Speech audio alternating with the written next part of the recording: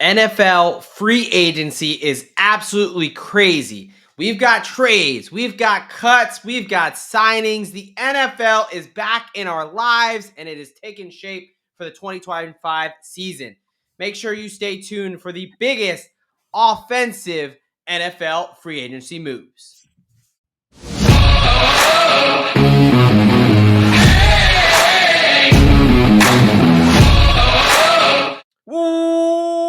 Welcome, football fans, to another edition of IDP Plus Podcast. What is up, folks? I am your host, Sebastian Fearon, aka the DGen Doc.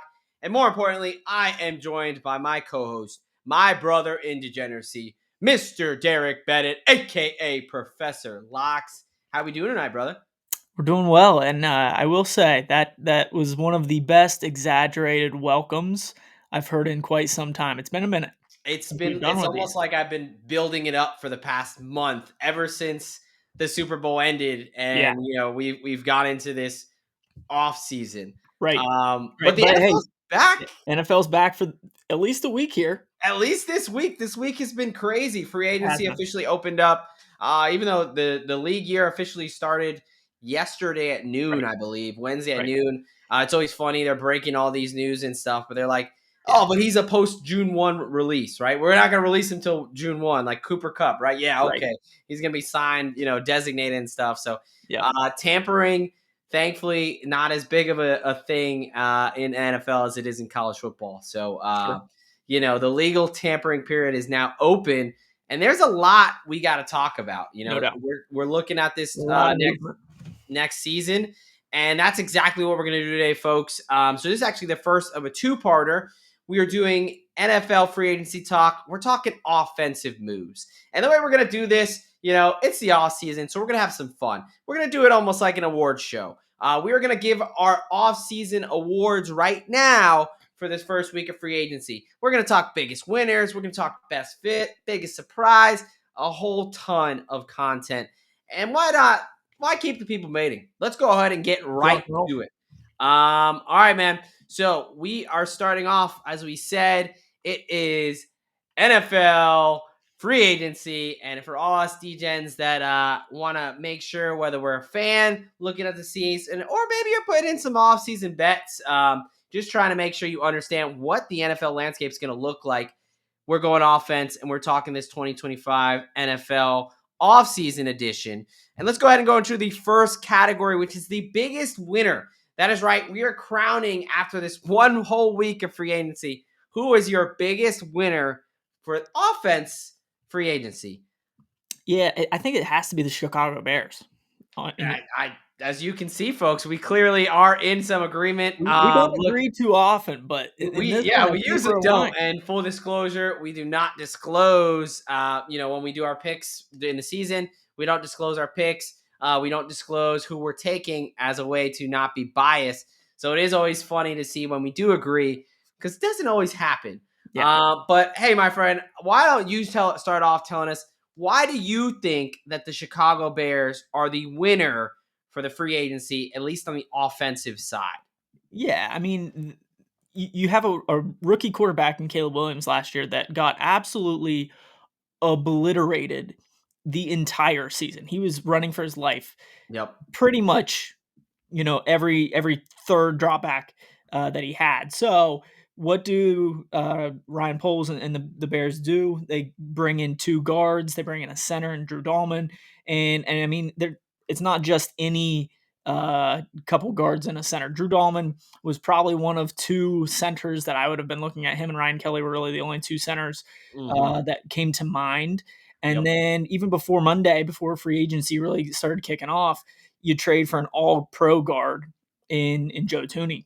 Yep. It might end up being a Hall of Famer. So you bring in Jonah Jackson as well, but I mean, definitely locked up the center of that O-line. Yeah, no, I mean, look, man, I'm right there with you. As a guy who watched my New York Football Giants go on their Yeah. Super Bowl runs in 07 and 11, it's all built in the trenches. Yep. And when I sit And back we and think just about saw it, that last year too. I mean, with the Eagles, yeah, I holy mean, smokes. old school football, it works. You Yep. have to have solid foundations on the line. And when I think about Ben Johnson coming over from the Detroit Lions, what's the biggest difference between the Lions offense and the Bears offense, right? Oh yeah. It's Oh the yeah. line of scrimmage. No doubt. It's the situation where, look, you've got a number 1 overall pick from Jared Goff to Caleb Williams, right? Yep. Yes, I understand, that Mon Ra and Jameson Williams, Sam Laporta, great weapons, but Yep. DJ Moore, Keenan Allen, and Odunze, Cole Kmet, those are not bad weapons, No right? doubt. So the biggest difference to me was the offensive line. And Yep. the fact that Ben Johnson came in here and immediately addressed their biggest concern. I mean, they gave up 68 sacks last year to lead the league. Not only was it league leading, but it was history setting. Yep. Caleb Williams, by taking those 68 sacks, as he took all of them, he was the 3rd most sacked quarterback in NFL history. Yep. And sure, you can't place all of those sacks on Caleb Williams, but you bring in a guard like Joe Tooney, you bring in a center like Drew Dahlman, and they're going to be able to help manage those protections, Oh, right? yeah. I mean, as from a veteran offensive line standpoint, they're going to help him out a ton with Absolutely. just blitz protection and that kind of stuff. Yep. So, yeah, we both agree there. Chicago Bears, at least this point in the offseason, they are winners for the offensive side of the ball, shoring up that offensive line. All right, let's go to our best fit. That is right. Who is the player who won the most themselves? Who's the best fit? Who really do we expect is going to shine next season? So I'm going to go with Mr. Deebo Samuel, who got traded from the San Francisco 49ers. Now he is a Washington Commander. Who do you got? Yeah, I went with a kind of a surprise cut to in my opinion, Evan Ingram from down there in Jacksonville going over to the Denver Broncos. Mm-hmm. I agree with you with the surprise there. I did not expect that. So, Deebo, I'll start us off here. I'm not ready to give up on the guy. I know everyone's calling him washed and this and that, but he is hands down, when healthy, one of the hardest individuals to tackle with the ball in his hands. And I look at what Washington did last season, and really, the kind of whole thing was, is this sustainable? We've seen Cliff Kingsbury over again and again start hot, and then his offenses start to fade. But I'm starting to think that might just be a Kyler Murray thing, because Jaden Daniels, clearly one of the better quarterbacks, as much as it pains me to say as a Giants fan.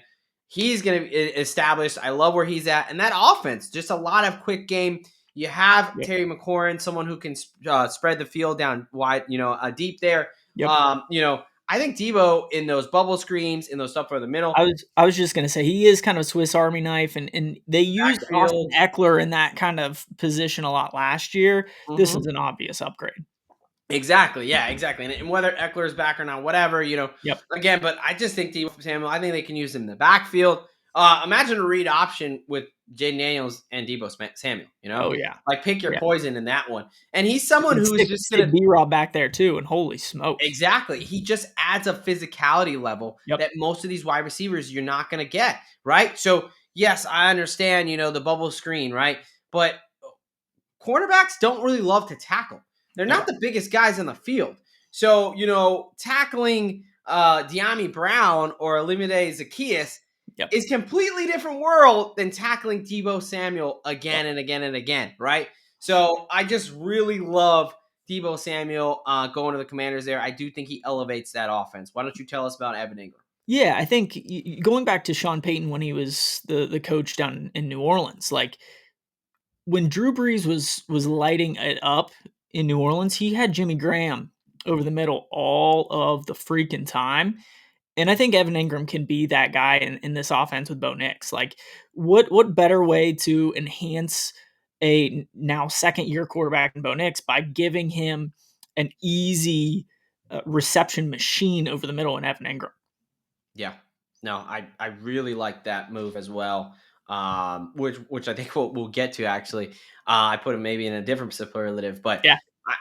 I mean, look, I know we're talking offense and we're splitting this up in two, but Broncos are doing well for themselves right now, I will say, as a team. That surprise last year that you were on last season early, one of the earlier adopters to Sean Payton, giving out the over on his win total. But I do like the Evan Ingram. Yeah, well, they finally have some money now that Russ's contract's off the books. So. Exactly. So, yep. Love it. All right, let's continue on. Let's turn. We've talked about the highs. Now let's talk about the lows. We're Sure. talking about the biggest loser. Which team at this point in free agency on the offensive side is just not cutting it? Yep. So I've got the San Francisco 49ers, and it looks Okay. like you're staying in the same division. Yep. Just going up north a little bit with the Seattle Seahawks. So why don't you lead off and tell us why you think the Seahawks right now on the offensive side of the ball are the losers of the offseason? Yeah, so I'm going to set Philly off to the side here because, I mean, Philadelphia's offense is dynamic from a completely different standpoint with their offensive line, with Saquon, all that kind of stuff. Mm-hmm. Most prolific offenses in the NFL have a solid quarterback and a solid stud wide receiver. And Yep. Seattle lost both of those within a couple of days. You know, that you trade DK over to my Steelers, which thank you, finally get a second decent wide receiver in Pittsburgh. You can But just then get a you also trade quarterback away now. Geno. What's that? You can just get someone to throw him the ball now. Maybe it's, Well, hey, Mason Rudolph's back, baby. Oh, yeah.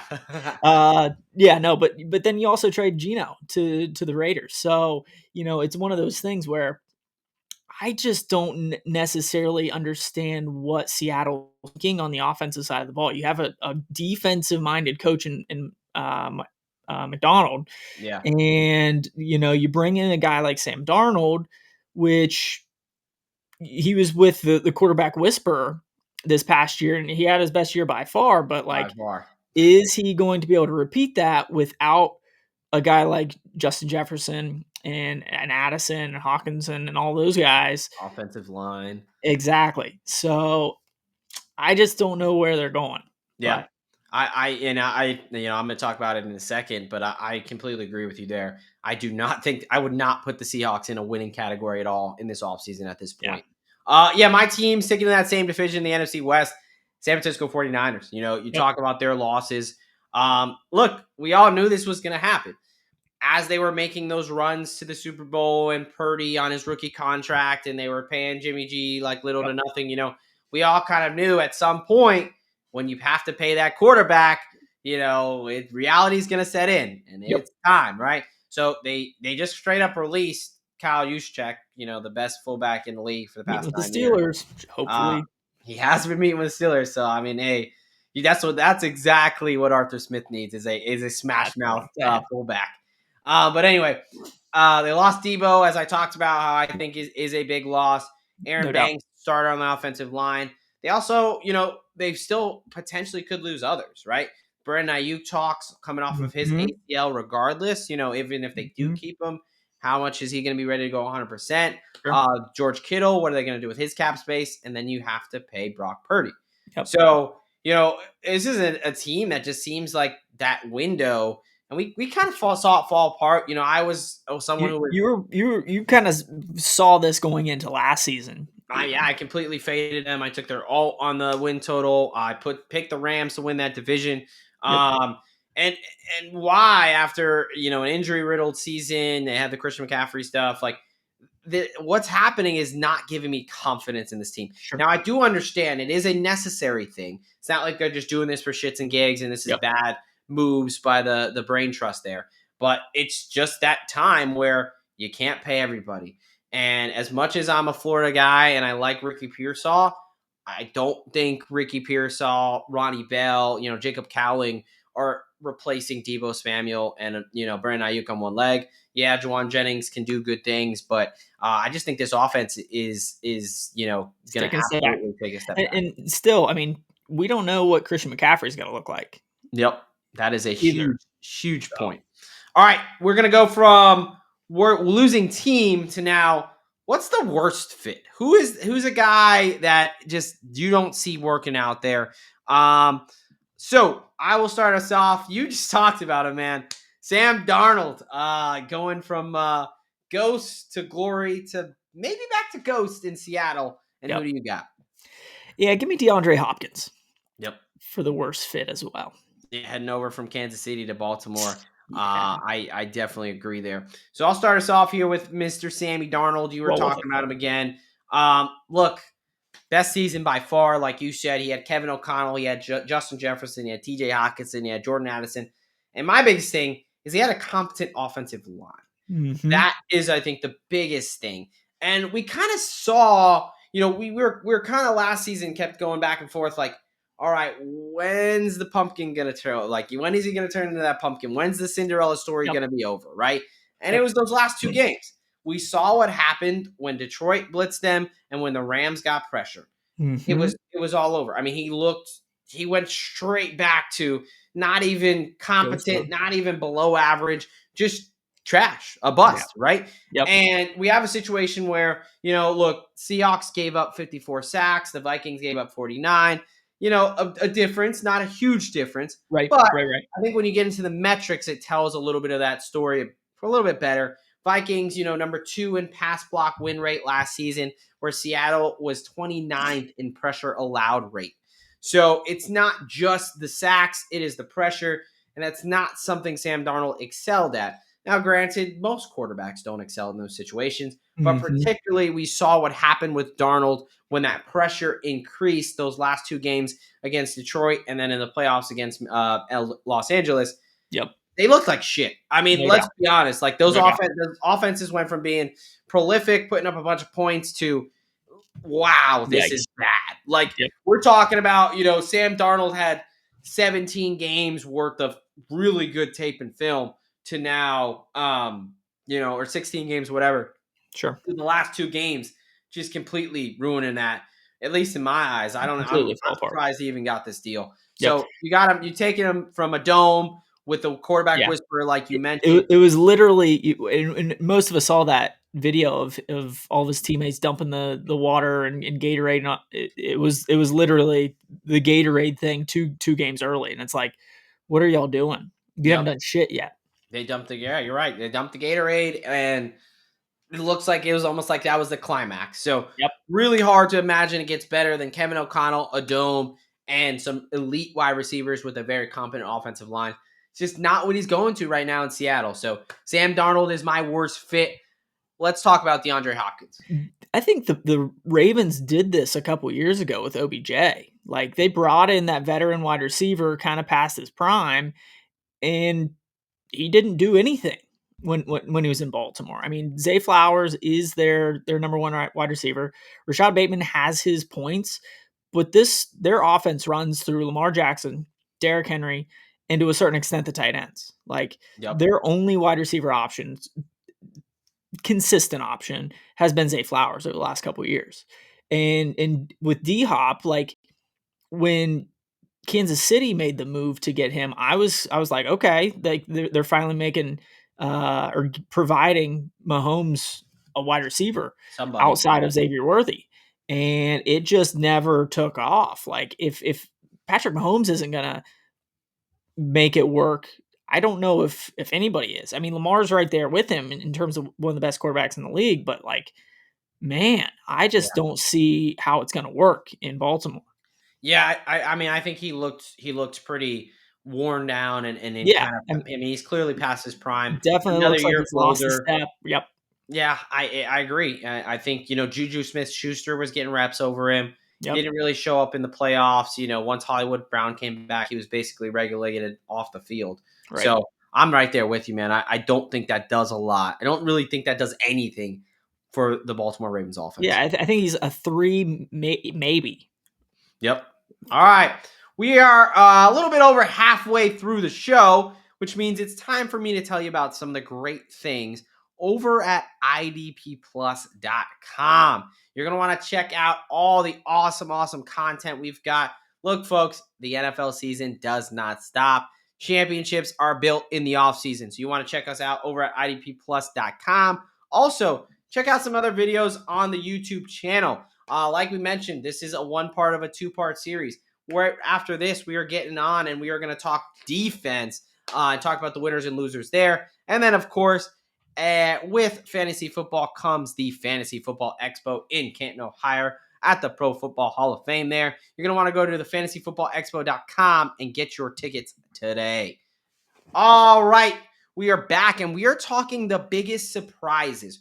Who was like, damn, when I got this notification, wow, I did not expect that. And for me, that was Justin Fields to the Jets. Okay. I understand there had been some rumblings, whatever.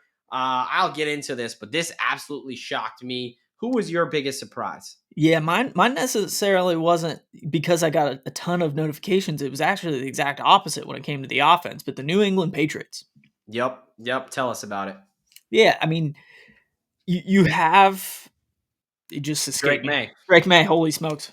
But in Drake The May, offseason, man. You got the cobwebs out, baby. I had May, I'm like, it's not Drew, Drake. There it is. Anyways, he had nobody to throw to in Yep. that offense. Less than Kendrick average wide Bourne on receivers. one leg. Exactly. I mean, their offensive line, meh, not great, not bad, but not great. Mhm. Running game, horrendous. Yep. And what have they done in the offseason? Jack shit. They haven't done anything. Yeah. They signed the tackle Moses, but then they released their longtime captain David David Andrews. Andrews, their Yeah. center. So it's like, okay, you ship one offensive lineman out of town, you bring in another veteran offensive lineman, but you don't provide anybody for Yeah. Drake May I to mean, throw to. Mac Collins right now is their biggest weapon they added. Exactly. Which So is it's like, what are we really trying to do to allow our young second year quarterback to have some more success? I mean, I get it.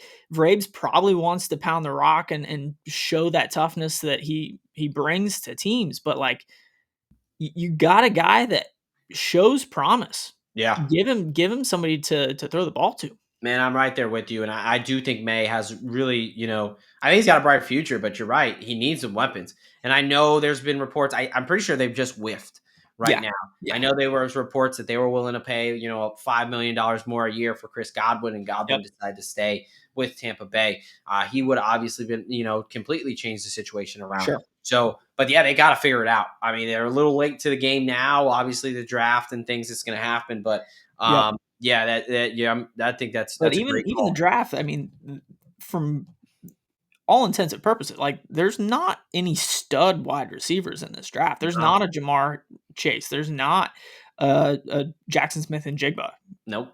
Yep. I So mean, Travis Hunter is probably your closest thing, but I mean, what is he going to be a cornerback? I mean, I think that's where he's right. best suited, right? So Sure. that's a whole different conversation. Yep. But I know I like that call. Yeah, mine, Justin Fields. Biggest thing for me, Fields is okay, but he's a project, man, and I Yeah. think going off of we just had the Aaron Rodgers experience for the past. I mean, yes, 2 years, but one play and Right. 3 plays and a torn Achilles later. I don't know how you go from such a experimental quarterback situation to right into another one, Right. right? And I know they're different dudes, and Justin Fields seems like way more of a kind of better for the locker room and a leader than Aaron Rodgers does as far as the off the field bullshit. But Yep. I just But again, you have a defensive minded head coach coming in. I don't know who they brought in for their OC. I guess I missed out on that. But like, yeah, Aaron Glenn. I'm not sure who he brought over. But yeah, absolutely. I don't. It's not Aaron Glenn that I don't trust Aaron Glenn to unlock Justin Fields. And exactly. I'm a little bit past that point. I don't think I don't think he has that really kind of top 15 quarterback in the NFL, Sure. reliable, consistent Yep. thing. He's I think probably that 15 to 20 range in my yeah, opinion. I think that if they do what they did with the Steelers and they run them 10 to 15 times and Yep. they use Brees Hall and they retool that offensive line a little bit, Sure. He's got a little connection sure, with Garrett Wilson already, but still, like, yeah, he can force feed like he did to DJ Moore in Chicago, but yep, that didn't exactly amount to wins. right. And that's where I'm at right now. So, that was just my biggest surprise. I just think that, I don't know if that coaching staff is the one that's going to really help to unlock his potential. Yep. And I just don't see that fit right now. Again, not my worst fit, more of just really that's what they're doing. So just a bit shocked. That was the Jets quarterback succession plan coming off the Rodgers experience. All right, we got a couple more here. This is a fun one. This is our fake news, as in, look, man, all this hype, but I don't buy into it. I think it's all hype, no bark. For me, I'm going right to the one kind of you just left off on there as far as your worst fit, DeAndre Hopkins. And how about you? Yeah, I don't know if this one had a ton of hype, but for Titans fans, offensive tackle Dan Moore Jr. Yeah. I'll talk a little bit about him because I've gotten to know him Yeah, he's been okay over the last few years. old reliable there for you. But Yeah, I'll just quickly talk about Hopkins here because you mentioned a lot of the points that I wanted to bring up. I just don't think he's got much left in the tank. yep. I think he really is a net sum zero for this offense. I don't really like this addition does not move the needle. You know those graphics of like I saw one for Mr. Daniel Jones, the Colts Super Bowl odds to win before the Daniel Jones signing plus 8,000 and then 800 to 1. And then, after he signed, 80 to 1 or whatever it was, exactly the same, 800 to 1, whatever. So that's for me. I don't think DeAndre Hopkins moves the needle at all. Yeah. So it's just kind of, he's a cool name. It's good, if this was 5 years ago, yeah, but right now, no. I did want to honorable mention one guy too. Okay. Laremy Tunsil kind of falls in that category for me as well. This one's a bit more contentious, a little bit more up for debate, I understand, but he's been penalized a lot in Houston, and that Houston's offensive line was not good last year. So I know Commanders fans and the general media is acting like this is a smash, like automatically he's going to be, upgrades this line immensely, one of the best left tackles, blah, blah, blah. I don't have him in that category at this point. So I think it is a decent signing, but the people that think he's going to come in and be a top 5 left tackle, I've got some skepticism there. But let's talk about, your situation there with Mr. Dan Moore. Yeah, just real quick before I get there, you mentioned honorable mentions. I forgot to mention my honorable mention, and I couldn't quite figure out if I wanted to put it for the biggest loser, worst fit, but your New York Football Giants re-signing Darius Slayton for basically the exact same amount of money Oh, get out of that here. they could have signed Get out of here. Saquon Barkley for I don't want to hear a that. year Look, ago. the name's banned in my household. No, yeah, that was a bad graphic to look at. Ouch. I Ouch. understand. But anyways, let me Yeah, get back let's go on. We're trying to let me keep get this back to Dan Moore. concise. So Dan Moore, last I think 4 years in Pittsburgh has been the starting left tackle, and he's been consistently hated in Pittsburgh. He has not been a good left tackle, and the Titans end up signing him for 4 years, $82 million. That puts him as the 6th highest left tackle or paid left tackle in the league. 6th highest paid left tackle in the league. He ranked 46th out of 141 tackles last year. So you pay him as a top 6 guy. He's 46. Like, he's not even in the top 32. He's not even starting for half the league. And I just don't get why you pay this dude all of that money to be your left tackle. Like, I don't know who the Titans had at left tackle last year, I guess, but like, just coming from a Steelers fan that has watched this guy work over the last 3 or 4 years, like, good luck. Yeah. Yeah. I know. I mean, yeah. I kind of agree with you there as far as they do kind of. That's another one there. They're like Titans are celebrating, and yeah, $82 million is a lot of money. Yeah. So, all right.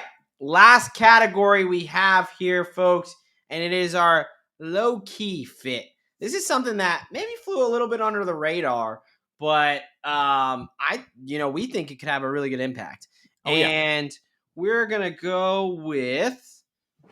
I've got Mr. Evan Ingram, and you have your old friend Najee Harris. All right, why don't you tell us about Najee and why you think that he's actually going to do some pretty good damage there in LA? Yeah, I mean, Najee is not the guy that's going to take, the top off of a defense. He's not going to bust very many 60-yard runs. He's one of those guys that goes 3.5 yards, 4 yards, and that's what he does. He rarely gets tackled in the backfield. He somehow finds the line of scrimmage very frequently, if not maybe 1 or 2 yards, but, like, that's what Jim Harbaugh wants to do. I was He gonna wants to say, pound the rock you know who's 40 aroused. times a game, and Najee's gonna be that guy. Like, he doesn't miss games very often. He's a workhorse of a back. He's never not gotten 1,000 yards.